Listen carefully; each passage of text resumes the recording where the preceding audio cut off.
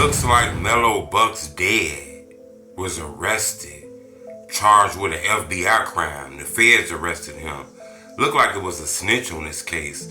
This crazy because his daughter was just involved in that River North shooting that left 4 people dead, several people shot, over 10 women were shot.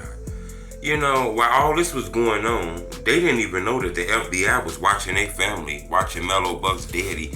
They say that he was selling guns and doing all kind of shit in the city of Chicago.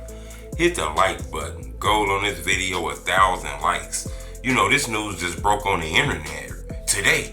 Looked like Mello Buckzz dead was under the eye of the FBI. They say he sold a lot of guns. He was selling guns. They got somebody who knew him. He had a relationship with somebody. We don't know who it is. He was an informant. And he was working with the FBI all this time, documenting, Mello Buckzz dead selling guns. He was selling a lot of, over 10 guns, He actually sold a gun 2 days before the shooting that happened in River North. For a couple $1,000s. He didn't know that the FBI had these people wired and wearing all kind of shit. So he was arrested and he's going to be serving, he was arrested with these charges. They trying to get him to serve a lot of time with this shit. It's a fresh case. It was a snitch on the case. So it's kind of hard to beat a case when you got snitches and surveillance and old friends who working with the police and shit like that.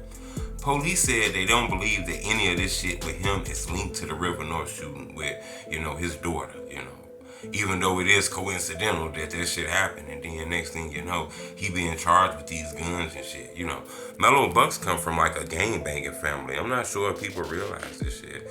I'm surprised a lot of that shit happened at that club. Last club she was at, she threw somebody through a window. So we know she got bad luck at a club. But I wanted to bring to your attention, her dad is facing a slew of charges involving guns. Seem like he gonna be, gone for a long time unless he can beat these charges.